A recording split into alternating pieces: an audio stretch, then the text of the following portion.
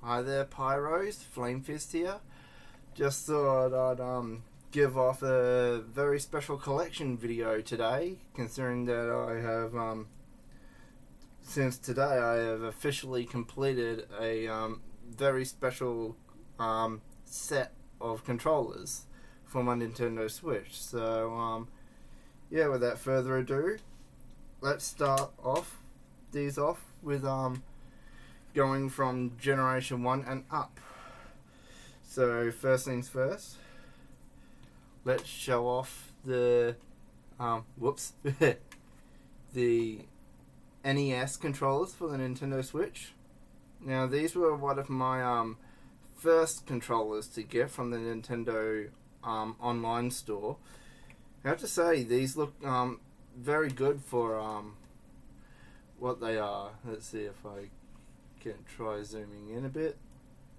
There we go. Yep. And as you can see, they look rather identical. If I could just grab my NES controller from my Retron 5. Here is the original right here. Yeah, see? Yeah, mine's kind of yellowed up a little bit, but as you can see, Nintendo kept to the look for it, which I'm very happy with. And I do like how it's got the L and R buttons up on top for the fact that it's a Switch controller. I checked out the weight of these, and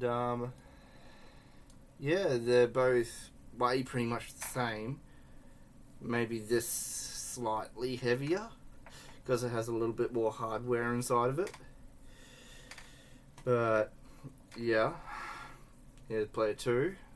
Same deal with this, has the shoulder buttons. All the buttons work here, and yeah, I think I can't remember what this button is, but yeah, it works pretty much the same. And unless that's the home button, I'm really tried out this controller yet, but when I feel like playing an NES game, I will try it out. This is the next set of Generation 1 controllers that I got in the mail today. The Famicom controllers for the original family computer that Nintendo released. I got these last week on Friday because I wanted these as my very final controllers for the Nintendo Switch. Now this is player 1's. It's got your average button, your A, B, start, select, and directions. And I like how it indicates that that it's player 1 controller here.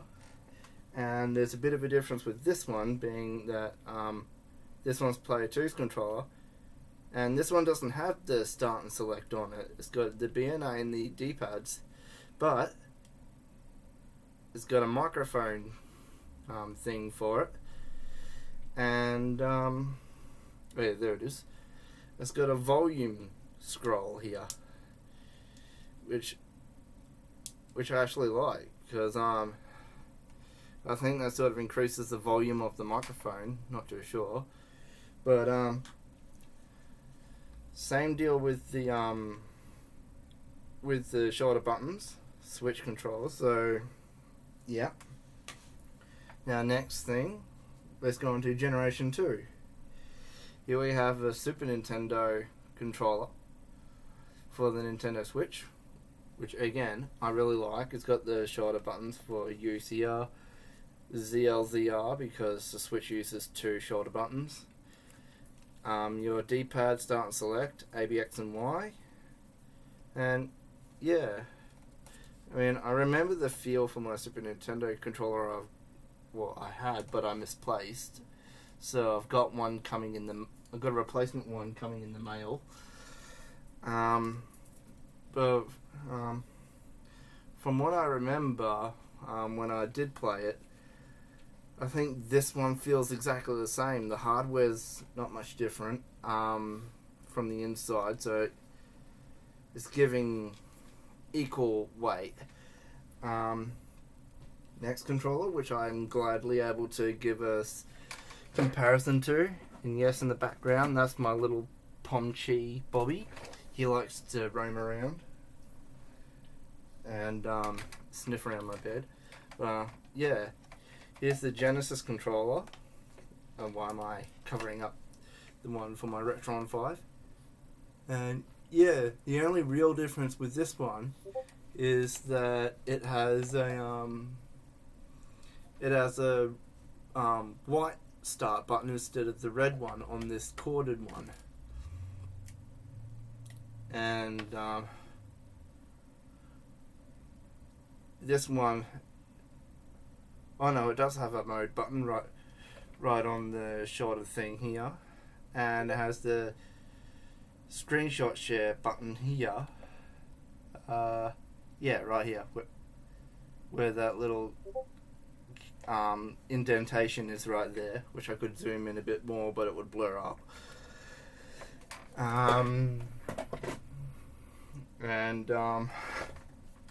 For the next controller for the Nintendo Switch, here we have the Nintendo 64 controller.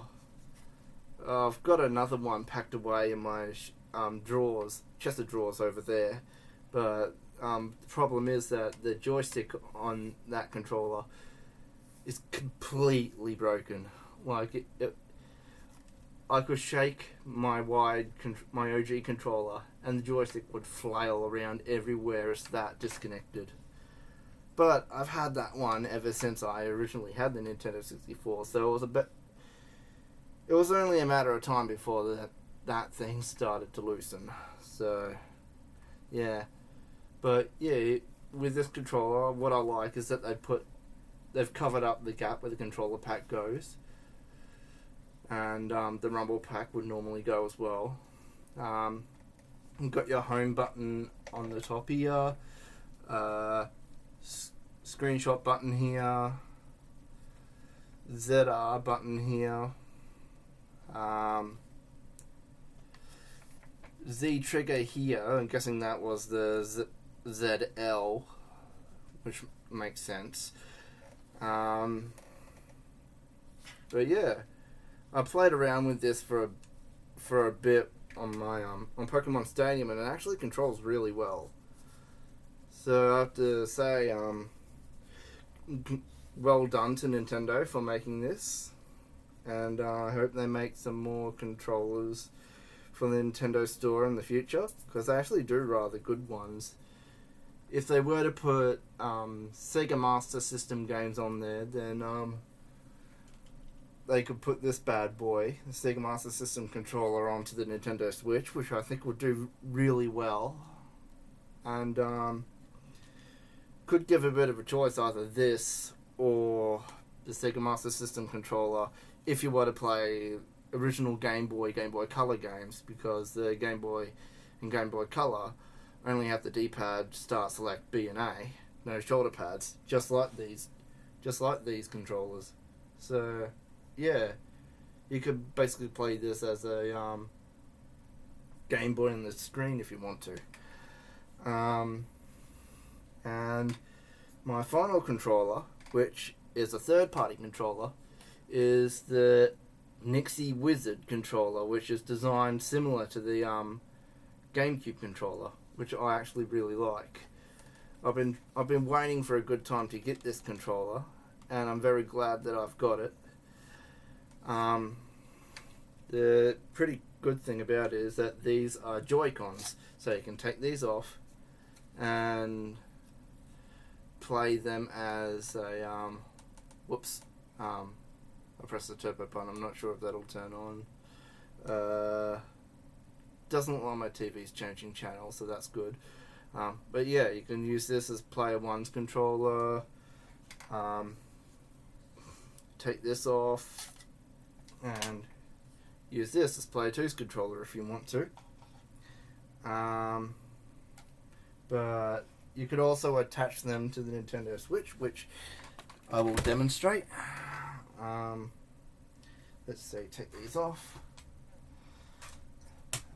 put these on here. Yep, there's the click.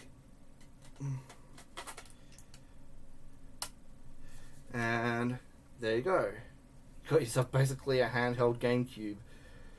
So on Steam Deck, Dolphin emulator, eat your heart out. Yeah, what I forgot to show off is that the buttons here, they illuminate. I think you can change those like you could with the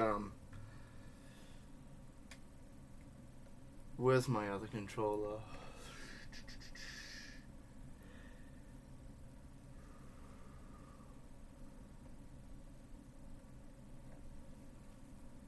Oh yeah, over there. My Nixie Hyperion controller.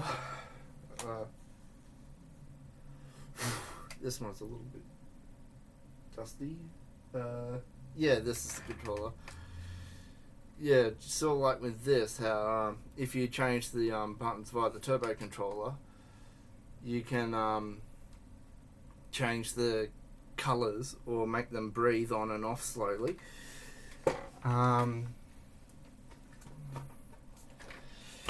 But yeah, this is a pretty good controller. It feels really good.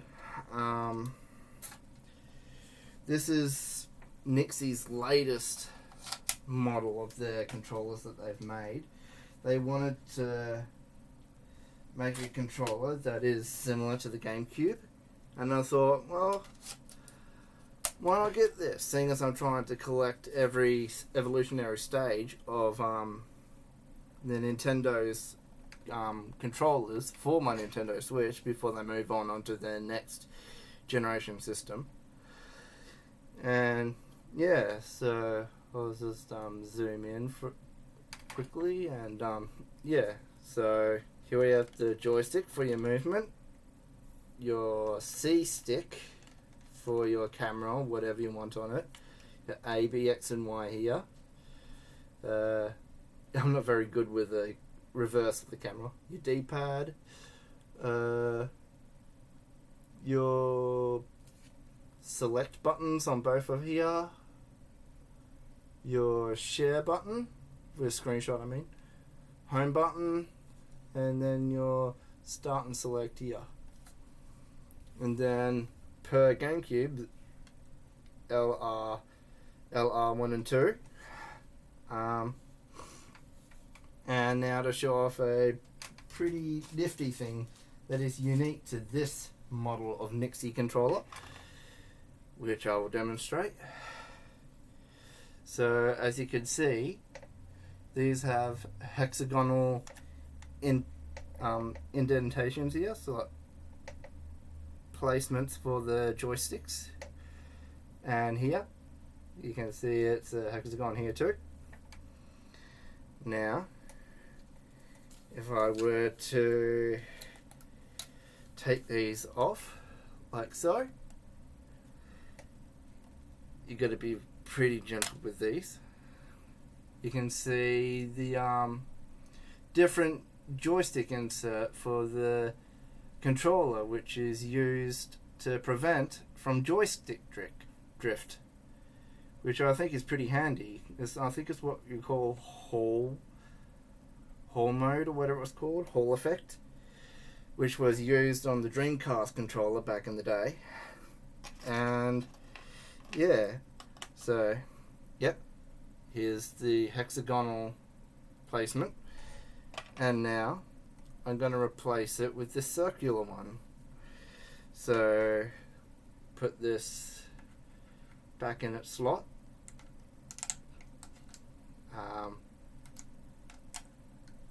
Come on. A lot of YouTubers have shown this off, and I've liked them, but so far the only one that I haven't really liked the way they did it was I think it was Spawnwave. I can't exactly remember. It's one of them. They said a lot of good things about it, but in the end they didn't really like it. But yeah, so now here you go. Sorry about that. Again, I'm not used to the mirror effect of a camera. But yeah, here we go. The circular motion of the joystick now. And you can do the same with the Graze joystick. If I could just... Because this is the first time of me doing this, it's a bit stiffer to take out. Just bear with me a sec. Let's see.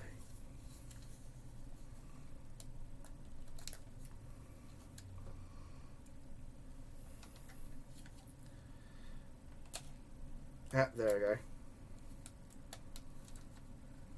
Just slip it a bit further. There we go. There we go.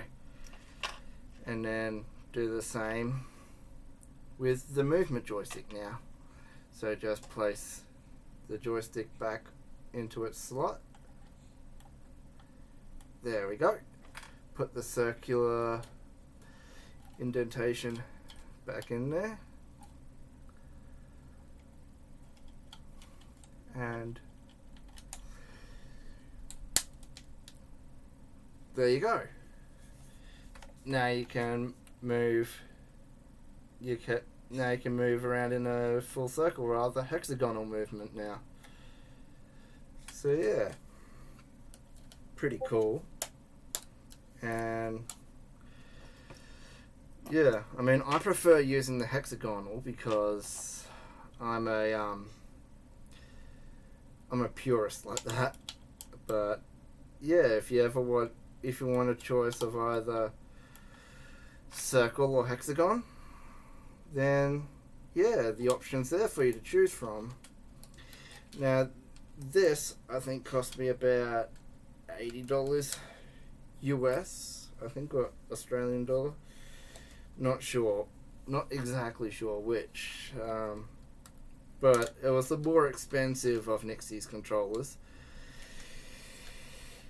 But I'd definitely say it's well worth the price of admission, because this controller feels really comfortable to hold if you have big hands, and if you want to swap around how you want to use the controller, then Nixie was nice enough to give off a choice of hexagon or circular placement. So yeah. And also another thing forgot to mention, they've got the your competitive trigger controls right here at the back. And these buttons, they feel really good. I'm pressing them now, and they give off a really good click, I think. Yeah, start and select press really well. Home button presses really well. Yeah, they all do really good. Same thing with this controller. This clicks really well. Yeah, just double checking all of these while I'm watching this. Yeah. They're as clicky and as quiet for the smaller ones as they should be. Yep. But yeah, all of these controllers, that's the basically my complete collection of evolutionary controllers for the Nintendo Switch, and I am very, very happy that I've got them all now.